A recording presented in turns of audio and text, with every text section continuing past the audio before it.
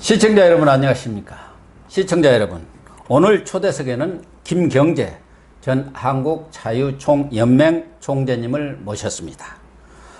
김 총재님과 함께 전국 주요 현안과 관심사를 심도 있게 분석하는 시간을 몇 차례 갖도록 하겠습니다. 김 총재님이 저희 방송에 처음 나오셨으니까 제가 잠깐 소개를 드리도록 하겠습니다. 김 총재님은 서울대 정치과를 졸업하시고 1971년 김대중 전 대통령의 공보비서로 정계에 입문했으나 1972년 박정희 정권의 유신 이후 미국으로 건너가서 15, 16년 동안 망명 생활을 하셨습니다. 미국에 계시면서 교포신문인 독립신문 발행인도 하시고 한민통 부의장 등을 하면서 민주화 운동을 계속 하셨습니다. 특히 박사월이란 필명으로 저술한 중앙정보부장 김형욱 회고록은 360여만 부가 팔릴 정도로 공전의 히트를 기록했으며 유신 정권의 붕괴에도 크게 기여를 했습니다. 여기 바로 김형욱 회고록이 우리 김경재 총재님이 박사월이라는 이름으로 출판한 책입니다. 귀국 후 15대, 16대 국회의원을 지내셨으며 박근혜 전 대통령의 홍보특보와 한국자유총연맹 총재를 역임하셨습니다. 해박한 지식과 명쾌한 논리, 뛰어난 언변을 구사하는 김 총재님은 최근 유튜브 방송에 최고 인기 게스트로 활약 중이시고 강연, 저술 활동도 활발히 하고 계십니다. 그러면 대한민국 어디로 가는가라는 주제로 한일 갈등의 본질과 진보 좌파 정권의 실체를 짚어보는 일부 본론으로 들어가도록 하겠습니다. 먼저 우리 김 총재님이 우리 시청자들에게 간단히 인사를 드리도록 하겠습니다. 아이고 이렇게 나와주셔서 감사합니다. 초청해서 고맙습니다. 인사 말씀 부탁드립니다. 이 고영신 박사는 한때 저랑 같이 그 종편에 출연을 했는데 워낙 그 언론 감각이 탁월해가지고 종편에서 최고 인기 그 게스트 중에 하나였어요. 네. 그래서 그동안 내가 꾸준히 이 양반을 주목했는데 아마 지금 나이가 이제 막 60대 초반쯤 되니까 앞으로 한국을 위해서 큰 일을 많이 하실 겁니다. 그래서 혹시 제가 오늘 나오는 것이 우리 고영신 TV에 구독자를 좀 늘리고 한 10만, 20만 돼가지고 좀 잘 먹고 살게 해가지고 아이고 고맙습니다. 힘을 내기 위해서 제가 우정 출연했습니다. 아이고 너무 고맙습니다. 그러면은 본론으로 들어가겠습니다. 예, 예. 우선 뭐 지금 전 국민의 가장 큰 관심사이고 국가의 큰 이슈는 아무래도 한일 간의 그런 경제 전제, 일본의 경제 보복 문제가 아닌가 하는 생각이 드는데요. 이 한일 갈등의 본질이랄까 이런 것은 무엇이고 또 문제점은 어떻게 파악하고 계시는지요? 문재인 대통령이 정치적 승부를 잘못 걸었다고 생각합니다. 네. 그런데 개인이 망하고 요새 유행한 말로 폭망, 폭망이라고 말고를 떠나서 이 나라를 이렇게 위기에 가게 한 것은 이거 역사적인 심판을 면할 길이 없는데 현재로 보기에는 탈출구가 없어 보여요. 김 총재님이 보시기에 탈출구가 없습니까? 그리고 큰 대양의 이력편지 나무잎처럼 이 나라가 떠 있는데 아니 어쩌자고 이러려고 하는지 불안하기 짝이 없어요. 그래서 제가 짐작컨대 얼마 전에 제가 어디 유튜브에 가서 문 대통령에게 직접 질문을 하나 했습니다.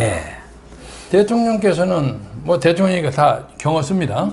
그럼요. 대통령께서는 정치적 주민등록지가 어딘지 좀 헷갈립니다. 태어나신 곳은 LST 타고 부모가 오셔가지고 거제도에서 태어나신 걸로 아는데 그래 주민등록지가 원래는 경상남도 거제시일 텐데 정치적 주민등록지도 거깁니까? 아니면 함경남도 흥남입니까? 흥남이시죠. 흥남인가? 함흥인가? 흥남. 네.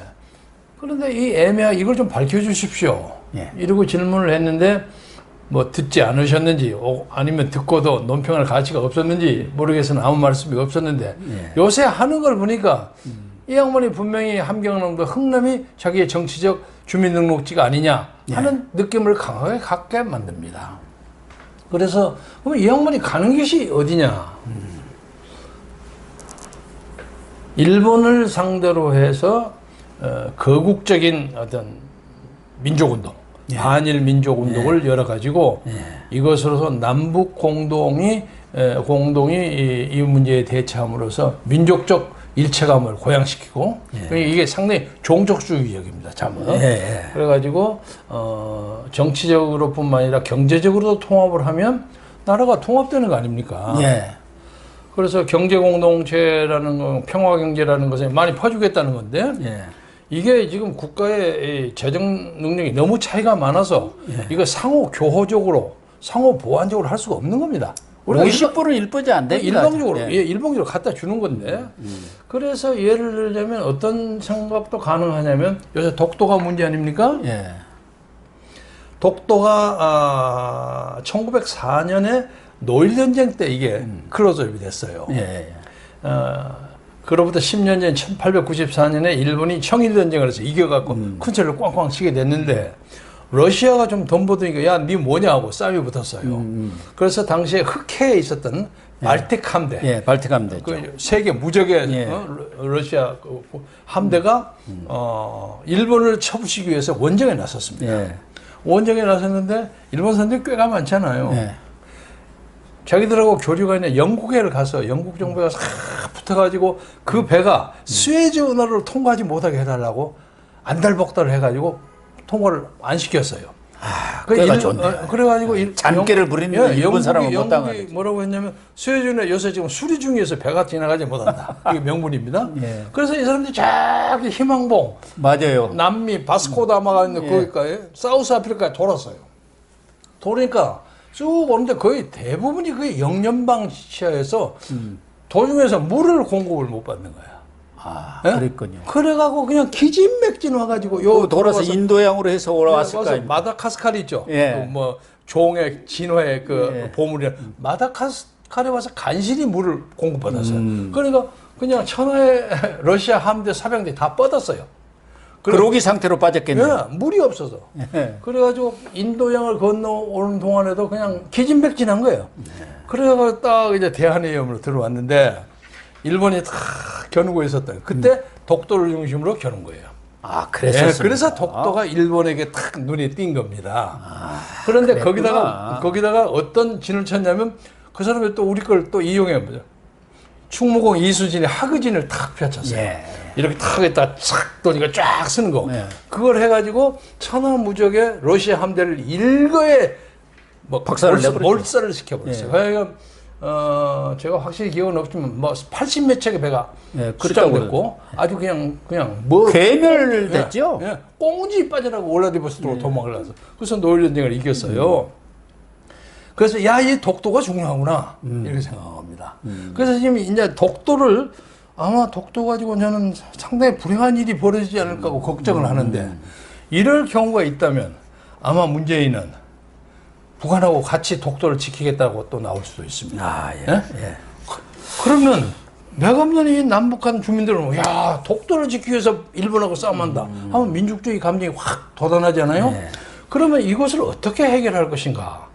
전쟁으로 해결하는 것은 전쟁으로 끝납니다. 수많은 사람의 피해가 있기 때문에 저는 이 지금 반일 운동을 벌어지는 것이 결국 우리나라 경제가 뭐 베네수엘라 수준까지 떨어진다고는 생각하지 않지만 굉장한 영락을 면하고 코스피니 뭐니 다 떨어지잖아요. 지금 뭐 거의 붕괴 상태입니다. 그리고 IMF보다 더 험악한 사태가 예상이 되는데 우선 그렇다고 할지라도 이것을 가지고 북한과의 경제 공동체를 유지함으로써 뭐 금강산 광역을 말할 것도 없고 개성공단 등을 벌어가지고 사실상 우리가 손을 하나도 쓰지 못하는 상태에서 헌법 개정을 하지 않고도 북한과의 낮은 단계의 연방제 같은 것을 만드는 것이 문재인의 본심이 아니냐.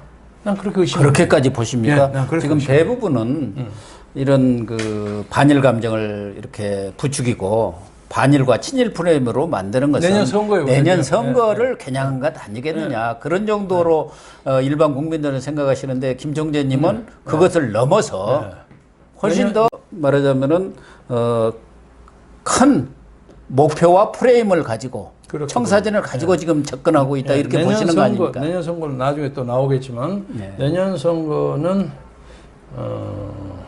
이 양반들이 자신이 만만해 하는 걸로 압니다. 제가 또 우리 고영신 박사도 그렇죠. 그쪽에 아는 사람이 많잖아요. 그럼요. 근데 자기들 자신만만한 거예요. 그러니까 예를 들면 드루킹도 잘못해서 걸린 것이 그런 것이 10명, 20명 있는지도 모르고 또 걔들이 맺는 게 킹크랩 아닙니까? 킹크랩이죠. 킹크랩에 지금도 얼마나 도는지 몰라요. 나는 그것이 막연한 얘기지만 아니 1억 걸음 경제가 폭망하고 정치적으로 실수를 많이 하는데도 문재인 대통령의 인기가 그 정도로 올라가고 있다는 건 도저히 산술적으로 이해가 안 돼. 지금 40% 이하로는 떨어진 적도 없고 최근에 이제 반일 감정 뭐 이런 것이 여론이 형성이 되면서 50%가 넘고 있지 않습니까? 그래서 지금 이 문제에 대해서 나중에 또 나오겠지만 보수 진영을 보면 한신무인지경이에요. 그리고 보수 진영의 통합의 가장 중요한 문제가 여러 가지 설이 있지만 저는 탄핵의 문제를 정리해야 한다고 생각하는데 이게 탄핵 문제가 소위 이 보수 통합의 문제를 해결하는 방아쇠입니다. 뇌관입니다. 이 뇌관을 해결하지 않고는 지리밀렬하게 나눠진단 말이에요. 그래서 참으로 걱정입니다. 그런데 지금 더 걱정은 이제 경제도 날개 없는 추락을 하고 있지 않습니까? 근데 지금 안보 위기가 아주 강하거든요. 그래서 북한에서는 매일 굿모닝 미사일 탄도탄이라고 할 정도로 쏘아대고 있는데 우리 사회, 그보다도 더 위험스러운 것은 우리 사회의 어떤 진보 좌파를 넘어서서 친북 좌파 세력들의 확산세가 엄청난 것 같아요. 이런 식으로 가다가는 가만히 두어도 우리 사회 전체가 어떻게 보면 불구스르게 친북적으로 가지 않겠나 하는 생각까지 들거든요. 사회를 끌어가는 것이 예를 들면 정치인, 법조인, 교육, 국방, 시민단체 이러지 않습니까? 문화 하는데 지금 청와대를 구성하고 있는 사람들이 거의 대부분이 대학 시절에 데모했던 사람들이 운동권인데 그 운동권이 좀 과격해졌죠. NLPD로. 과격해졌는데 그 과격해진 외적인 환경은 전두환의 폭정, 군사 폭정이 있었기 때문에 그런 겁니다. 그 사람들이 워낙 심하게 하니까 심하게 던지다 보니까 NLPD가 나왔는데 요새 오늘 아침에 어느 신문을 보니까 한일 문제에 대해서 PD 측에서 나오는 해석은 좀 다르더라고요. 이게 좀 문제가 있다. 근데 NL 측이 지금 주도권을 잡고 있죠. 임종석 뭐 등등의 세력이 그런데 그러고 지금 젊은 사람들이 반일 문제에 대해서 속절없이 좀 넘어가는 것은 정교조의 끊임없는 사상교육 때문에 그렇습니다. 그리고 문화는 뭐 말할 것도 없고 그리고 법 쪽에서도 소위 그 좌파의 어떤 정신적, 물질적 스칼라십을 받은 사람들이 많이 차지하고 있어요. 언론계도 마찬가지입니다. 언론은 뭐 언론 노조가 완전히 지배하고 완전 지배하는 상황입니다. 그리고 대한민국의 국군을 통수한다는 육군참모총장이나 무슨 국방부 장관이 저것이 미사일인지 방사폰지를 제대로 말을 못할 정도로 얼버무니 이놈의 나라가 어디로 갑니까? 북한의 남침설도 제대로 답변을 못하고 머뭇머뭇거리지 않습니까? 그러니까 김정은이 눈치를 보는 거야. 그런데 김정은이 눈치를 보는 것을 탓할 수밖에 없는 거예요. 문재인 대통령 자체가 김정인 눈치를 보니까 다른 사람은 당연하죠. 당연하죠. 말을 못하다고 그렇게 미사일 쏘아대고 그래도 NSC 한 번 안 열지 않습니까? 17번 지금 미사일하고 로켓을 쐈거든요. 취임 이후에 17번 했는데 제가 어디 가서 그랬습니다. 안보가 안 보인다 그랬어요. 아주 안보가 정확한 지적이시네요. 옛날 제가 그 미국에 있을 때 김대중 선생이 연설을 하고 다니면서 이런 말씀을 해요. 그 양반이 이제 영어를 한참 습득하고 그랬을 시절인데 진정한 안보를 위해서는 무슨 지킬 만한 무엇이 있어야 한다. 이런 얘기를 해서. 근데 또 그런 얘기를 제롬 코hen 같은 하버드대학 교수 이런 양반들이 원고를 아주 근사하게 써줍니다. 짧게. For real security. We need something to secure. 그래서 이제 김정은 선생님이 영어를 습득하는 과정에서 아주 재미있는 명구를 많이 했는데 지금 우리나라에서 안보를 해야 할 여러 가지 가치가 다 무너져 버리지 않았어요. 그러니까요. 그리고 지켜야 할 것이 없어요. 누가 지킵니까? 탱크가 오는 막는 차단벽도 다 치워버리고 조금 있으면 GP까지 다 지금 파괴해버렸어요. 그리고 무슨 이상하게 삼척 쪽에서 무슨 배 타고 어떤 노동당 중견 간부급 되는 애들이 탁 차고 딱 서서 탁 폼자고 들어오고 아니 이놈의 나라가 지금 뭐 도처에 구멍이 뚫려져 있어. 그런데 동서남북이 다 뚫린 상황입니다. 이런 상태에서 대한민국의 청와대 주인이라는 양반은 감각이 없는 것인지 그것을 원하는 것인지 좀 헷갈리지만 아무 말이 없어요. 그럼 우리는 뭘 믿고 지금 세금을 내고 선거를 하고 합니까? 이거 유사일에 이런 위기가 일찍이 없었습니다. 그래서 제가 묻고 싶은 것은 예를 들면 지금 문재인 대통령이라든가 지금 집권 핵심 세력들, 운동권 출신들은 기존의 한미일 그런 동맹체제랄까? 그것을 이탈해서 일종의 친북적인 북중러 민족 공조 쪽으로 더 지금 무게중심을 옮기고 있지 않습니까? 그게 우리가 살 길입니까? 대륙 세력과 해양 세력 어느 쪽으로 가야 하는 거예요? 지금 대륙 세력은 중국과 러시아와 북한이고 해양 세력은 미국과 일본과 대한민국이란 말이에요. 그런데 이상하게 우리나라 사람들은 중국이 그렇게 많이 우리를 핍박하고 수없이 죽였는데도 중국은 별로 욕을 안 해요. 맞아요. 그렇죠? 그리고 일본이 한국 통치에 대해서는 토론할 여지가 많이 있습니다. 솔직히 말해서. 그런데 일본은 그냥 형편없이 죽이려면 살려면 한단 말이에요. 어떤 민족적 감정이 그렇게 형성이 됐으니까요. 아니 종족적 어떤 그 DNA가 그런 거예요. 저것들은 쪽발이 아무것도 아니다. 뭐 욕을 써서 하는데 뭣도 아니다. 이렇게 보는 것 같은데 저는 뭐 짧지 않는 해외 체류 경험이로만 15년 이상, 15년 몇 개월, 한 8, 9개월, 10개월 됩니다. 있어 보니까 일본이 그렇게 만만한 나라가 아니에요. 아, 그럼요. 세계 두 번째 나라예요.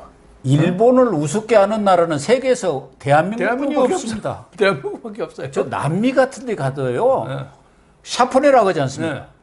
아주 백인하고 똑같이 대우를 하고. 그럼요. 그런데 어이가 없어요. 그리고 사실 이런 건 있습니다. 제가 미국에 제 친구가 한 20개국 정도 됩니다. 뭐 아르메니아, 뭐 이집트, 뭐 중국, 일본은 말할 거 수없이 많은데 그 중에서 제일 다루기 어려운 사람이 우리 동포들이에요. 교포들. 이제 그건 빼고 뭐 너무 잘하니까 그러겠죠. 그러네 이제 일본 사람들이 개인적으로는 굉장히 정직합니다.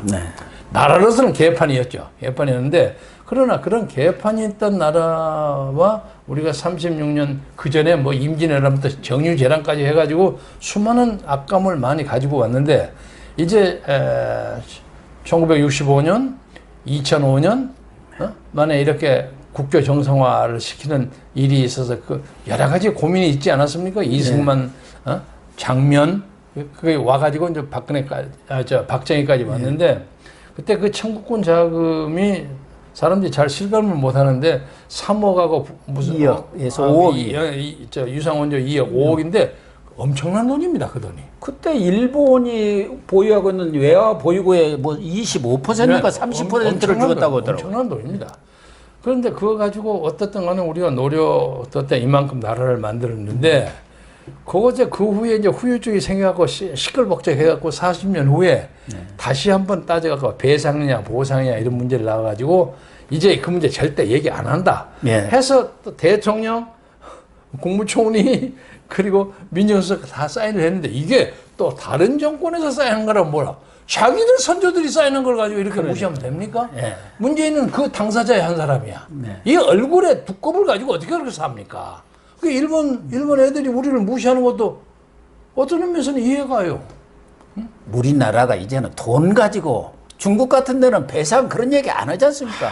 과거에 DJ나 YS도 돈은 우리가 해결하겠다. 너희들 제대로 진정한 사과를 하라. 그게 떳떳한 태도 아닌가요? 그럼요. 그런데 그것이 이제 문제가 된 게 뭐 김능환인가 하는 대법관 뭐 예. 그 사람 하나의 뭐 이상한 나로서는 이해할 수 없는 그 좀 뭐라고 할까 그런 사람 하나를 가지고 있으면 그걸 가지고 어떻게 대법관의 그런 객기 어린 재판 하나 때문에 이 나라 역사가 뒤집어집니까? 그러니까. 그리고 그 문제를 해결하기 위해서 박근혜 대통령 당시에 양승태 대법원장이 이것을 좀 국가 간의 문제를 좀 조정하려고 왜 그것이 직무유기입니까? 직권남용입니까? 왜 이 나라에는 우리 국민들이 너무 감성적이야.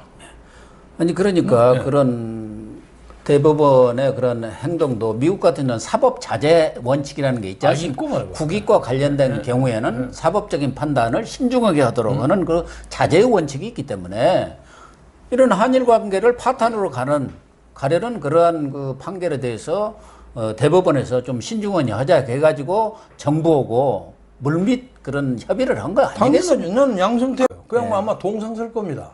지금까지 한국 사법부의 상징이 김병로 대법원장인데 앞으로는 양승태로 바뀔 거예요. 내가 뭐 자신 있게 얘기할 수 있습니다. 그리고 그 양반이 나와서 모든 책임은 나한테 있다. 죄수는 나한테 다 씌워라. 변명도 안 해요. 그래도 그래도 우리나라 대법원장이 저만한 사람이 있었구나 이런 느낌이 들어요.